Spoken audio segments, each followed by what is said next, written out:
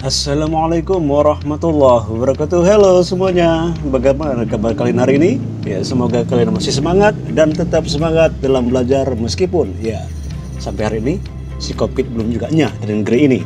Ya, dan pada video kali ini akan ada materi pembelajaran tentang dasar pemeranan teater modern. Ini merupakan salah satu dari dua materi terakhir yang akan kita pelajari pada semester ganjil ini. Harapannya kalian akan lebih fokus untuk persiapan dalam menghadapi ulangan semester ganjil yang akan dilaksanakan awal-awal bulan Desember nanti. Ya, silakan tonton dan simak videonya sampai habis biar pengetahuan kalian tentang materi ini semakin lebih baik. Ya, gimana? Sudah siap semua untuk belajar hari ini? Oke guys, let's rock.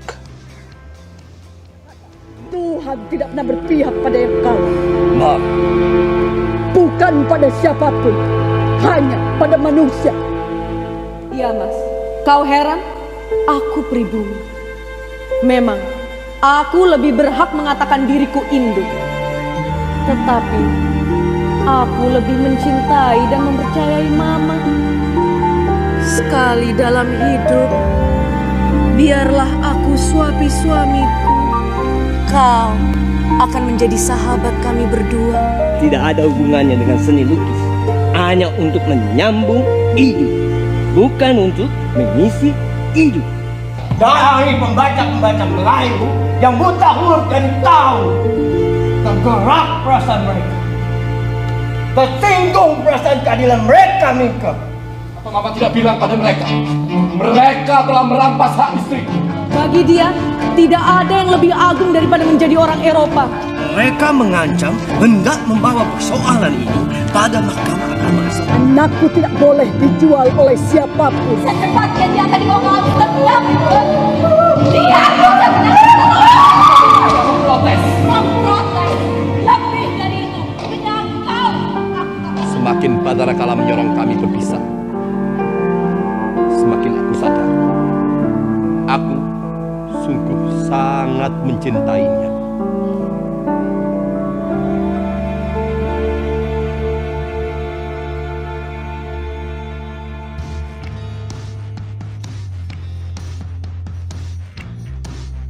Olah teater non-tradisional atau teater modern merupakan jenis teater yang tumbuh dan berkembang di tengah-tengah masyarakat.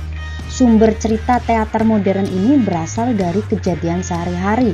Teater modern memiliki beberapa unsur pemeranan seperti lakon, penokohan, dan perwatakan, unsur tubuh, unsur suara, unsur penghayatan, unsur ruang, unsur kostum, unsur properti, dan unsur musikal. Pertama adalah olah tubuh. Pemeran sebagai elemen penting dalam sebuah pementasan seharusnya dapat menguasai tubuh, emosi, dan intelektualnya. Penguasaan tubuh sangat erat dengan olah tubuh, yaitu bagaimana mendayagunakan organ tubuh untuk mencapai kekuatan, kelenturan, ketahanan, dan keterampilan tubuh sehingga mampu menciptakan setiap gerakan yang dibutuhkan dalam pementasan.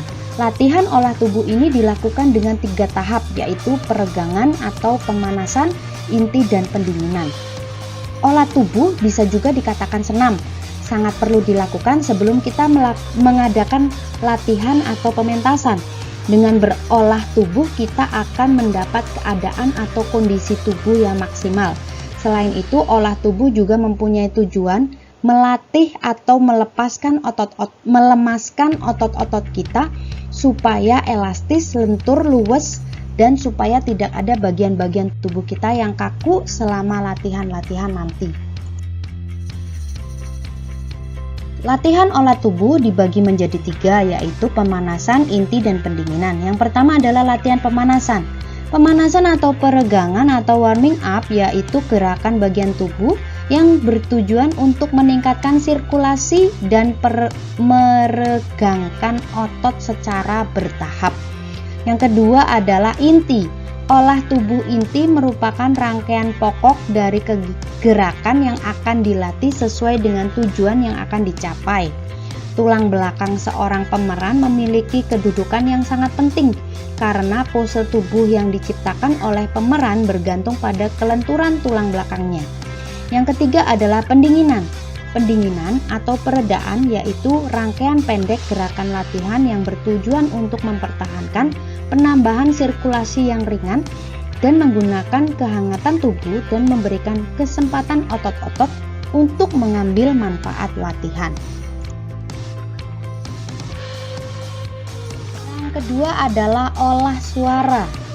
Unsur dasar dari bahasa lisan adalah suara dan prosesnya adalah suara dijadikan kata dan kata-kata disusun menjadi frasa serta kalimat yang kesemuanya dimanfaatkan dengan aturan tertentu yang disebut gramatika atau paramasastra.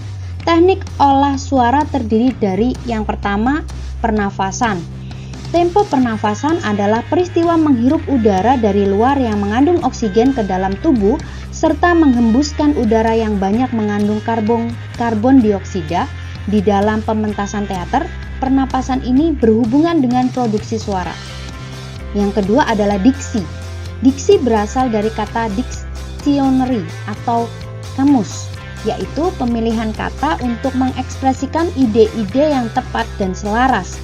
Bisa juga diksi diartikan sebagai kata-kata sebagai satu kesatuan arti. Tetapi dalam pelatihan ini, diksi atau diction dimaksudkan sebagai latihan mengeja atau berbicara dengan keras dan jelas. Latihan diksi berfungsi untuk memberi kejelasan suara dari kata yang diucapkan. Yang ketiga adalah intonasi. Intonasi atau intonation adalah nada suara, irama bicara, atau alunan nada dalam melafalkan kata-kata sehingga tidak datar atau tidak monoton. Intonasi menentukan ada tidaknya antusiasisme dan emosi dalam berbicara. Yang keempat, artikulasi. Artikulasi adalah hubungan antara apa yang dikatakan dan bagaimana mengatakannya. Karena artikulasi adalah salah satu ekspresi gestur yang kompleks, latihan artikulasi adalah latihan tentang kejelasan bunyi suara yang dikeluarkan oleh organ produksi suara.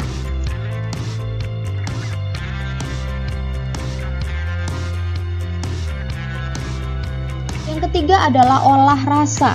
Pelatihan olah rasa ditujukan pada penguasaan diri sendiri yang berhubungan dengan penguasaan intelektualitasnya. Pelatihan olah rasa ini berfungsi untuk pelatihan ekspresi diri ketika memainkan peran dalam sebuah pementasan. Yang pertama adalah konsentrasi. Pengertian konsentrasi secara harafiah berarti memusatkan pikiran pada sesuatu, sehingga dalam konsentrasi ada sesuatu yang menjadi pusat perhatian.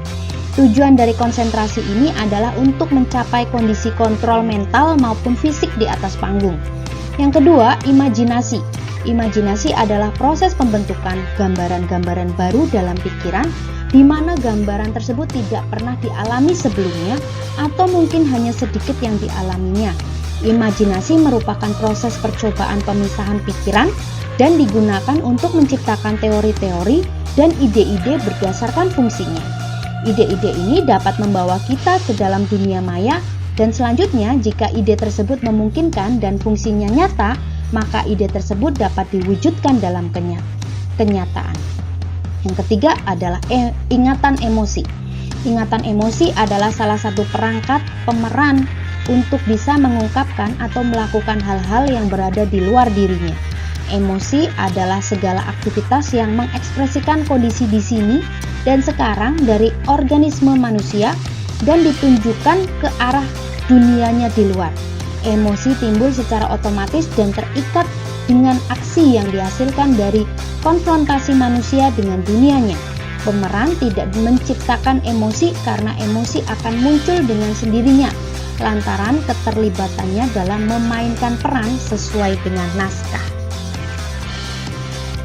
Oke guys, sekian dulu untuk hari ini. Semoga apa yang sudah kalian simak dari awal sampai akhir video ini akan berikan suatu pengetahuan yang baru yang akan menjadikan pemahaman kalian semua menjadi lebih baik dari sebelumnya. Ya, tetap stay tune di channel ini untuk video pembelajaran lainnya. Oke, sampai jumpa di video berikutnya. Tetap semangat dan wassalamualaikum warahmatullahi wabarakatuh.